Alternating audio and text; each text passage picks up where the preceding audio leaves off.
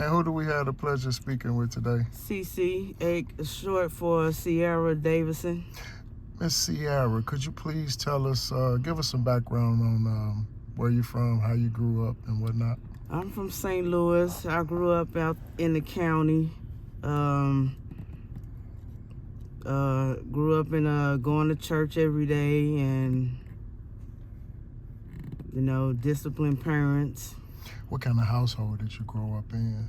Both your parents were present, correct? Yeah, both of my parents was present. I had a brother, a younger brother who's about 2 years younger than me. And, we went to school, came home, did our homework, chores, and... What schools did you go to growing up? I went to Hazelwood. I was in Hazelwood. Did you graduate? Yes, I graduated from high school. What's the relationship like with you and your brother? Me and my brother, we tight. We talk on a regular basis. We give each other, words of wisdom to lift each other's up. What's your relationship like with your parents? My mom, we close. I do anything I can for her, and even if she just fusses, I still take it as constructive criticism. Where did life take you after you graduated? I came on the east side after I graduated and just got into, caught up with my older cousins, where the thug life. What brought you to the east side? What made you want to come to the east side from the county? I just going through some things with my mom, and after they got divorced, things were different. How were things different? I don't know. It's just, It's just how I guess she was more for what her husband was, for. How did that affect your brother? They didn't get along, him and my stepfather, so he got kicked out every other day. So basically the stepfather kind of pushed y'all out? Or Yeah. your mom chose him over y'all? Yeah, kind of. Where did your brother end up? He ended up on the east side staying with my grandmother, who passed away.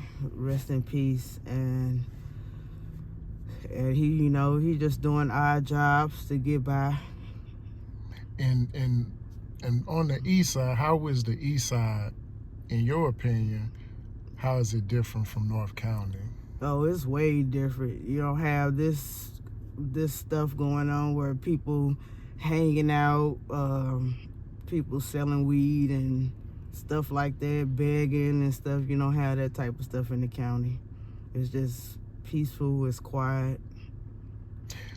Would you ever think about going back to the county? Oh, yeah. But what keeps you here as opposed to going back to the county? Just because I'm, me and my mom going through some things right now, so I'm just waiting for things to blow over until it lets me back in. So you guys had a falling out? Yeah, we did. Was it really bad? No, it wasn't that bad. But it's bad enough for you to kind of want to stay away until she, she cools off and get her mind right. What jobs have you had over your lifetime? I had fast food, McDonald's, Denny's, customer service, call center jobs. Are you currently employed? No, I'm not. What was the last job that you held? The last job I had was a janitorial job, cleaning up buildings. How long have you been without a job, and why are you without a job? I don't know. It's just because I don't have a phone, stability, a roof over my head. At the moment, I can't keep up with my appointments and stuff, being out here, because I have to think about where I'm going to be staying day to day, how I'm going to eat. Do you go to the St. Vincent de Paul Center? I go up to Belleville to the what's the name of the building? It's like a veterans place to go eat. Salvation Army. No, yes, ma'am. Do you have any children? No, I don't. Ever been married? What keeps you kind of level-headed in this area? Because I know it's a lot of craziness that Because you my see. background, I was raised up in church, and I practice on being humble for a long time. And I think my humbleness and my faith keeps me sane. What were some of the things that your mom and dad taught you that you still carry with you to this day? I know my mom said you have to work the program, you have to work the system, you have to, do for yourself, because ain't anything free out here. What your dad teach you? My dad, he just taught me, just do what you do, ask questions later. The people who introduce you to this lifestyle that you currently living, how did they end up, or what are they currently doing? Your cousins? They probably still doing them, still hustling, Because when you say the thug life, what did that kind of consist of? Like, just slanging and stuff, How did that work out for you? Was it dangerous or? Yeah, it was kind of dangerous because, I ride with them, and then I got caught up a few times riding with them, doing some illegal stuff. How did that work out for you? Did you have to go into the system or? Yeah, I had to go into the system. It got on my record, and now it's kind of hard to get a job now. How did that affect you going into the system as opposed to before you went into the system? How did that affect your life? Before I got into the system? Like your life before you got into the system, how was it different once you got into the system? Like what changes? I was able to easily get a job, but now it's kind of hard to get a job now. People look up your record and stuff, nowadays. What would you tell young people who thinking about living that lifestyle that you got into and it kind of messed up your background? What kind of advice could you give them? I would tell them to stay in school, stay focused on doing the right thing, getting a job, listen to your parents, and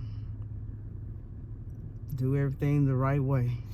If you could talk to a young Miss Cece, knowing what you know today, what would you tell her? I would have told her, don't roam, do not leave home, or just don't ride. I don't know, just don't ride. Or just a quick dollar isn't where is it? Where does a quick dollar lead you, Miss Cece?